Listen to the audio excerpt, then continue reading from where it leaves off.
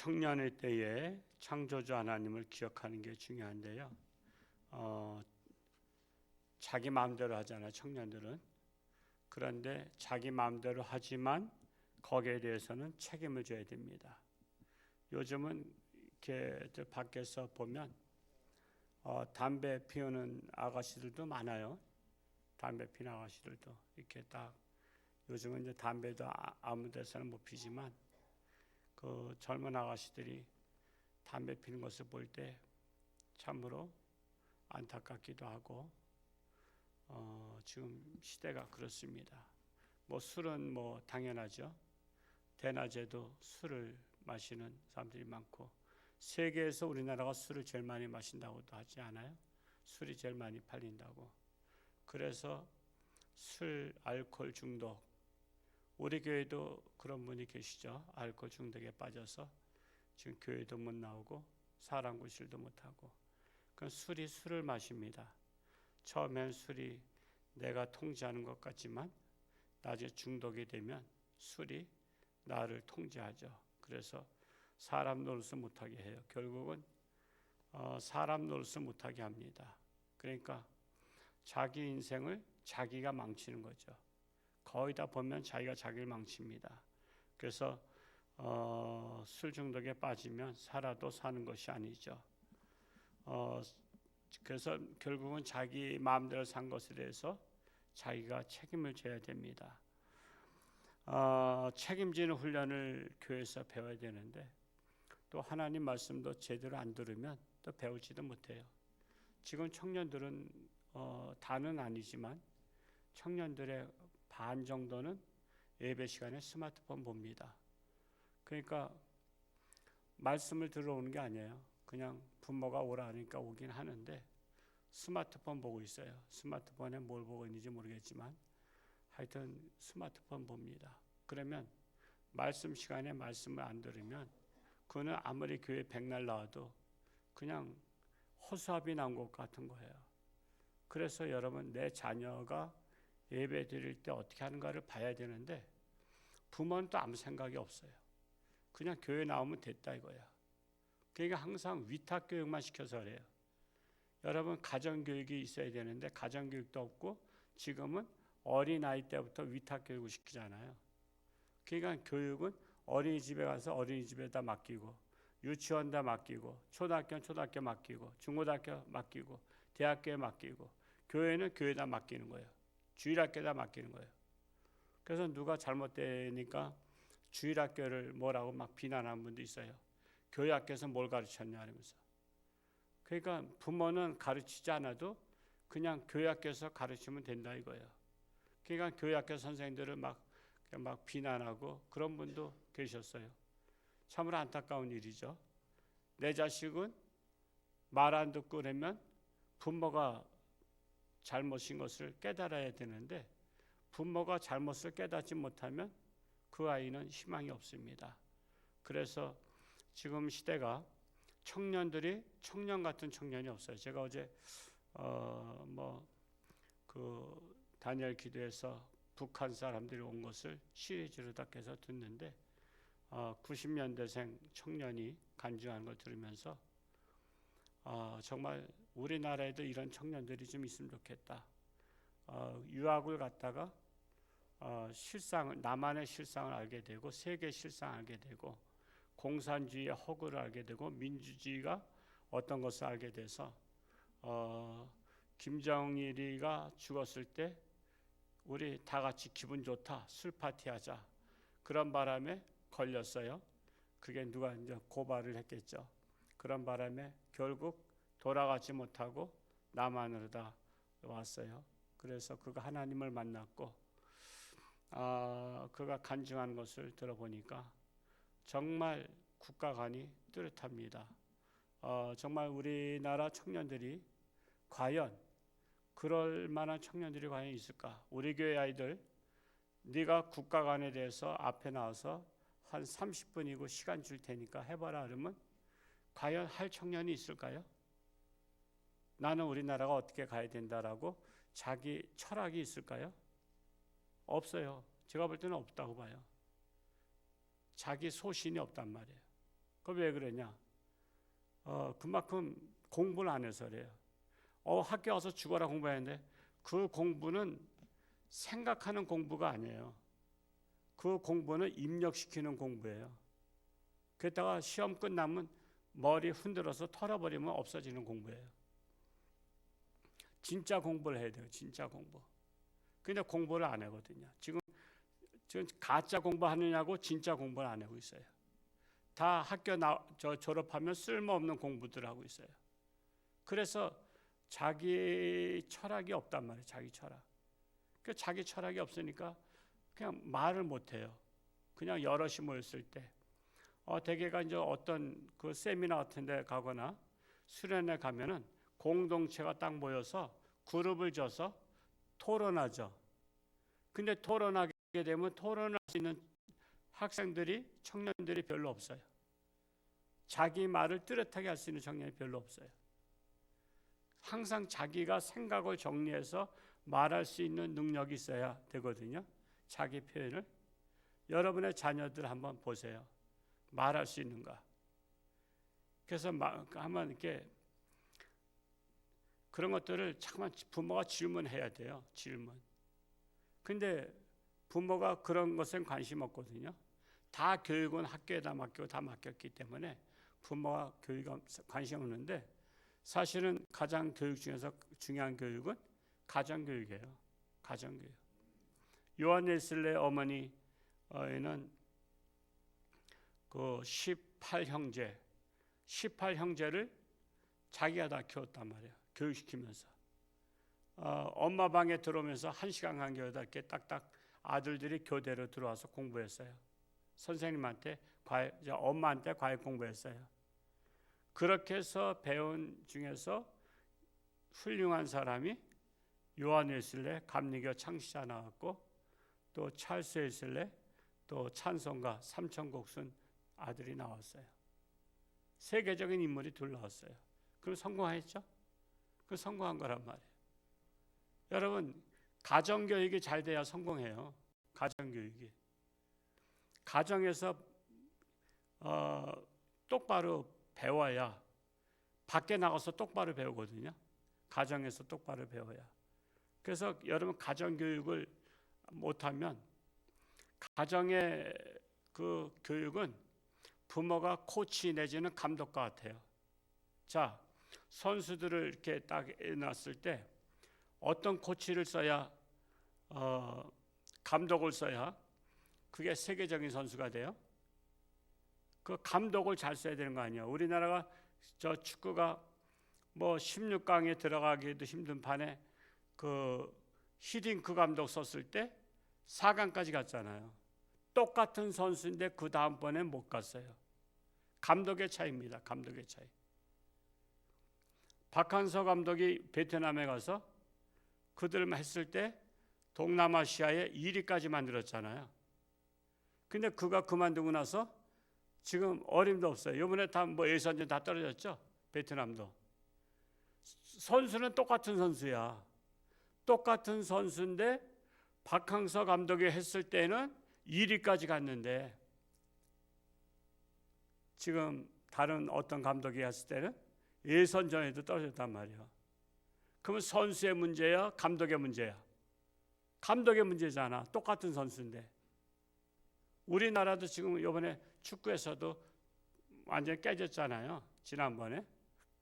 그러니까 감독의 문제지. 선수들은 1,6급이야.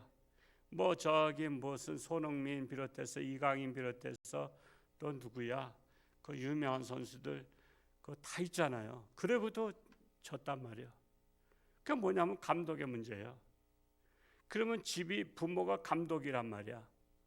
그 훌륭한 감독 밑에서 여러분 자녀들이요 훌륭한 인생 선수가 된다고. 근데 감독이 현찮아. 부모가 감독이잖아요. 뭐 먹는 거, 잠자는 거, 집에 들어오는 거, 학교 다니는 거 다 집에서 다 그것들을 다 하잖아요. 근데 부모 감독이 현찮으니까 애는 훌륭한 사람 될 수 있는데 감독 그러니까 부모 잘못 만나서 감독 잘못 만나서 훈련이 안 되는 거야. 훈련이 안 되는 거야. 그래서 여러분 공부를 해야 되는 거예요. 부모님들이 끊임없이 책을 보셔야 된다고. 자녀 교육에 대해서 책을 보고요. 어떻게 해야 우리 자녀들을 올바른 자녀로 키울 것인가. 부모가 그런 것도 안 배우면서 어떻게 자녀한테 훌륭한 감독 노릇할 수 있어요. 그냥 밖에 나가서만 하라니까 기본이 안 돼 있다고. 기본은 집에서 배우는 거거든. 집에서 기본을 배우고 나가야 어린이집서도 잘 적응하고 초등학교 잘 적응하고 중고등학교 청년 잘 적응해요. 그 집에서 기본을 안 가르쳤기 때문에 무절제하거든. 무절제하게. 그러니까 밖에 나가서도 지금 얼마나 심각하면 학교에서 거의 다 잠잔대잖아요. 우리 부모님들은 학교에서 잠자리라 생각 안 하죠. 애들이 학교에서 잠잔대요. 밤새도록 게임했기 때문에 졸려서. 그 선생님이 그걸 못 깨운대.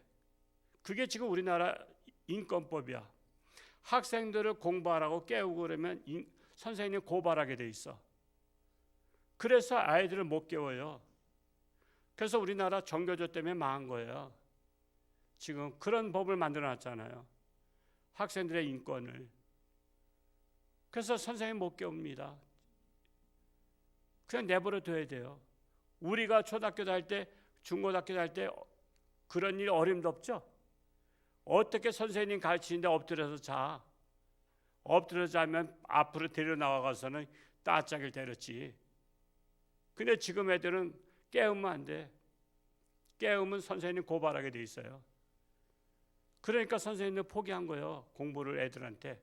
공부 잘하는 애들만 그냥 몇 명 가르쳐서 서울대나 보내고 그러면 선생님 잘 가르쳤다 소문나니까.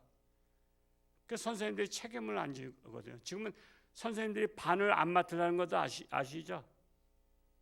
모르세요? 지금은 선생님들이 반을 안 맡으려고 그래. 반 맡으면 책임져야 되니까. 그래서 그냥 반 안 맡은 선생님이 최고 좋은 거야. 그건 책임질 일이 없어. 그냥 수학 가지고 이 반 저 반 돌아다니면서 가르치기만 하면 돼. 근데 반을 맡으면은 그 애들 책임져야 돼. 그래서 선생님들이 반을 안 맡아요. 왜? 반 맡았다가 잘못하면 고발만 나가니까. 그러니까 우리가 이런 것들을 지금 만들어 놓은 이 제도가 문제예요. 법을 바꾸지 않으면 안 돼요. 법을. 지금 이런 것들을 만들어 놨잖아요. 그러니 교육이 뭐가 되겠어요? 지금 뭐 어느 학교 들어가든 그 뭐 아무 의미가 없어요. 대학교를 나온다고 해서 의미 있는 건 아니에요. 지금 그만큼 지금 올바른 그 기본적인 교육을 가르쳐야 됩니다. 그래서 청년들이 되면요, 나라를 논할 줄 알고 세계를 논할 줄 알고 국가를 논할 줄 알아야 돼요. 국가를. 여러분 유관순 누나가 우리는 영원한 누나라고 하지만 할머니죠. 사실은 유관순 누나가 16살 때 나라를 독립하겠다고 그분이 16살짜리가 나라를 위해서 독립운동하다가 고문은 다 죽었잖아요. 옛날에 10대면요 나라 생각했다고. 지금 나라 생각합니까? 지금 나라 생각하는 청년들 별로 없어요. 그냥 자기만 먹고 살면 돼. 오죽하면 어디서 앙케이트 조사했잖아요.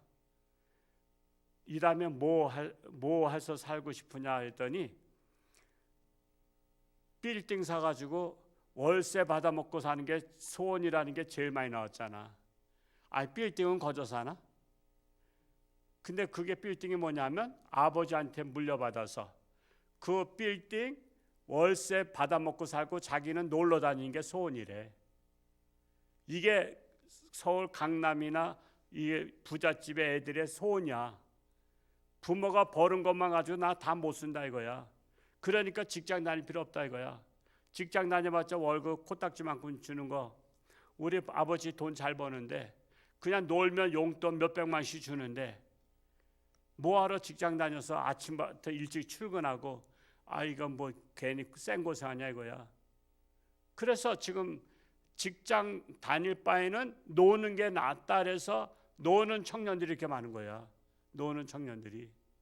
직장이 없어서가 아니야. 직장이라는 데는 많아. 직장이 많은데 안 하니까 애국 사람들 들어온 거 아니에요. 애국 사람들. 그래서 우리나라에 애국 사람들 들어오게 해서 중국 사람 우대해가지고 중국 사람 들어와서 3년이면 주민 투표권까지 줬잖아요. 그게 100만 명이잖아요. 그래서 중국 사람들이 들어와서 막 우리나라 행세를 한 거예요. 그렇게. 그러니까 참으로 기가 막힌 거죠. 이런 것들을 별로 어른들도 관심 없고 잘 몰라요. 그래서 우미나 정책을 쓰는 교육을 하고 있기 때문에 그런 거예요. 우미나 정책이 뭐예요? 생각 없는 교육 정책을 쓰고 있어요. 생각이 없다 이거야.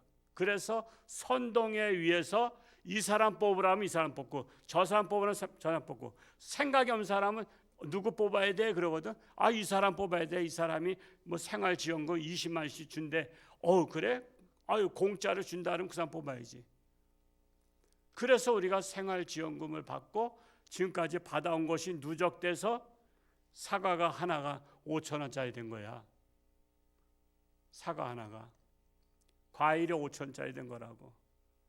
그렇게 그냥 받아 먹었기 때문에 지금 받아 먹은 것 가지고서는 비싸게 사 먹기 시작하는 거예요. 왜? 물가가 올랐잖아. 돈을 계속 찍어내면 물가 오르는 거 아시죠? 돈의 가치가 떨어지기 때문에. 그 물가가 오를 수밖에 없는 거야. 그러니까 여러분, 의식 있는 나라는요, 생활지원금 준다면 안 받아. 그런 나라가 있었죠. 어떤 나라인가? 생활지원금 준다면 안 받아. 왜 그걸 우리가 왜 받냐? 일해서 뭐 받아야 떳떳하게 내가 먹고 살지. 그 우리나라는 뭐 청년들도 지원금 준다, 뭐 그냥 뭐 준다 그러니까 그냥 군대 가면 월급도 올려준다, 뭐 한다 막 그러니까 그냥 웬만하면 안 하는 거예요. 제가 이 군인들도요, 군 위문을 갔었어요. 저기 12사단에 우리 강원도의 남성계 그 세례식도 하면서 위문을 갔어요. 그 청년들한테 한 10,000원짜리 선물들 주면서 그랬는데 저희가 점심 때 갔는데 우리 뭐 군대에서도 뭐 우리 뭐 한 뭐 10대 명 갔으니까 뭐 밥 먹을 수 있잖아요. 근데 제도가 바뀌어서 사 먹어야 된대. 그렇다고 우리들 오신 손님한테 사 먹으라 할 수는 없고 그래서 군목 목사님이 자기 돈으로 다 사더라고. 거기 저기 주방에다 돈을 주고서는 우리를 대접하면서 어쩌다 이렇게 됐냐 했더니 그 먼저 몇 년 전인지 몰라도 먼저 어느 적에서 위문을 왔는데 위문을 와서 그분들을 식사 대접했더니 그 병사가 소원술이 썼대. 왜 남의 밥을 뺏어 먹냐고. 그렇다고 자기 밥 덜 먹은 것도 아니야. 다 자기가 자기 돈 가지고 먹는 것도 아니야. 걔 다 국가에서 다 주는 거 가지고 먹고 사는 애들인데도 남의 밥을 뺏어 먹었다고 소원술이 쓰는 바람에 외부에서 위문을 오든 뭘 오든 무조건 밥을 사 먹게 하라. 그래서 위문 가도 밥을 사 먹어야 돼. 밥을 사 먹으면서까지 위문 가야 되겠어요? 차라리 안 가고 말지. 그 위문 가서 쓸 한 200만 원 가지고 어디 가서 시컨 해려도 먹지. 그래서 저는 군대 위문 갈 마음이 없어요. 걔들은 잘 먹거든. 자기들 밥 뺏어 먹는다고 소원술이 써가지고 그래요. 그렇다고 그거 10대뿐 손님 들었다고 해서 자기들 밥이 모자른 것도 아니야. 늘 짬밥은 남아. 넉넉하게 하거든. 근데도 그래. 자기 밥 먹었다고. 이게 바로 청년들의 정신 연령이란 말이에요. 그래서 우리가 청년들에 대해서 관심 가지고 지금 우리 교회도 청년들이 주일날은 20명 가까이 나오잖아요. 근데 새벽 하나 맡아서 할 수 있는 청년이 없어요. 그러니까 책임을 지는 청년이 없다는 얘기죠. 우리가 이런 것들을 통해 현주소를 알아야 돼요. 현주소. 그래서 지금 어린아이들, 청년들을 올바르게 키우지 않으면 그저 뭐 정말 사랑구실 못하는 청년 되겠구나. 이것을 알아야 됩니다. 오늘 말씀이 바로 그런 말씀들이죠. 12장 1절 말씀만 읽고 마치겠어요. 12장 1절 시작. 너는 청년의 때에 너의 창조주를 기억하라. 곧 공고한 날이 이르기 전에 나는 아무 낙이 없다고 할 해들이 가깝기 전에 창조주 하나님을 기억하라는 거야. 창조주 하나님을 기억하라. 정말 우리 교회 정말 책임감 있는 청년들이 나오길 기도하시고, 지금 청년들이 있어야 소망이 있어요. 이제 집회 가도요, 이 무슨 부활절 연합 집회 청년들 가는 거 봤어요? 청년들은 안 가잖아요. 사실은 청년들이 많이 가야 되는데, 그런데 그러니까 노인분들만 오셔. 노인분들만. 저도 인제에 가서 설교했지만은 다 노인분들만 오셨어. 젊은 청년들은 못 봐. 눈을 크게 뜨고 봐도 못 봐. 청년들은 그런데 관심 없어. 그저 부활절날 그냥 놀러 다니는 데만 관심 있지, 그냥 연합 집회 같은 건 관심 없어요. 사실은 그래서 청년 집회들을 해야 되거든요. 저는 이 마음 같아서는 홍천의 청년들을 청년 집회도 하고 싶고, 청소년 집회, 아동부 집회를 목사님들하고 하고 싶은데, 목사님들이 또 워낙 협조를 안 하니까 어떻게 할 수가 없어. 그냥 우선 목사님이 허락을 해줘야 되거든. 남의 교회는 내가 타치할 수 없거든. 그래서 목사님들이 허락을 해야만이 같이 모여서 할 수 있는데, 목사님들조차도 거기에 마인드가 없기 때문에 지금은 각 교회에서 너무 약하거든. 10명, 20명도 안 되기 때문에. 그래서 홍천군에 연합 집회를 해야 되거든. 연합 집회를 하면은 뺏길까 봐. 홍천중앙교회 뺏길까 봐. 그래서 연합 집회를 못 하는 거야. 우리 애들은요, 더 재밌는 대로 그냥 휩쓸려 가버리거든. 그리고 홍천중앙교회가 재밌다 그러면 홍천중앙교회 다 가버리면 어떻게 해? 그러니까 아예 딴 데는 가지 못하게 하는 거야. 그냥 우리끼리만 그냥 하자 이렇게 하는 거예요. 옛날에 저희도 청년들 어느 교회랑 연합수련회 하려고 했는데, 우리 청년들 그때는 막 20-30명이 막 으쌰으쌰 했을 때였어요.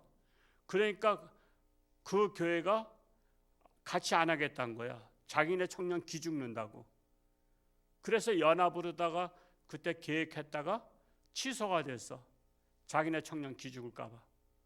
그러니까는 지금 그런 처지가 있다 보니까 연합 집회도 안 되는 거야. 그럼에도 불구하고 우리는 정말 이 시대 젊은이들을 위해서 기도해야 되고요. 이제 선거가 시작됐죠. 선거가 언제부터 시작되나? 오늘부터 시작이죠. 먼저 하는 거. 선거는 하되 당일날 하는 게 제일 좋습니다. 여지까지 늘 부정선거에 대한 말들이 많았기 때문에 당일날 하는 게 가장 확실해요. 옛날에 소쿠리 선거도 하고 그랬잖아요. 무슨 빈 박스 갖다 놓고, 그건 말도 안 되는 거예요. 국가 차원에서 하는 선거에 무슨 소쿠리 갖다 놓고 박스 갖다 놓고서는 선거랍니까? 그래서 선거도 우리가 제대로 하려면 당일날 가서 하는 게 제일 좋아요. 전자개표에도 지금 말이 많잖아요. 그게 다 얼마든지 수치를 올릴 수도 있고 막 그러잖아요. 그렇기 때문에 이번에는 수개표로 하기로 한 것 같은데, 하여튼 정확하게 선거에 부정이 없어야 됩니다. 선거에 부정이 없어야 나라가 바로 섭니다. 그래서 부정이 없도록, 그리고 많은 분들이 함께 또 나라를 생각한다면 선거에 임하도록, 그렇게 해서 올바른 지도자를 분별할 수 있는 분별력 가지고 선출할 수 있도록 우리 교회는 정말 하나님 앞에 기도하면서 선거에 모두가 다 임할 수 있기를 축복합니다. 할렐루야. 고맙고 감사하신 아버지 하나님, 참으로 청년의 때에 창조주 하나님을 기억하며, 청년의 때에 나라를 생각하며 세계를 생각하며 참으로 이 시대를 생각하는 청년들이 나오기를 원합니다.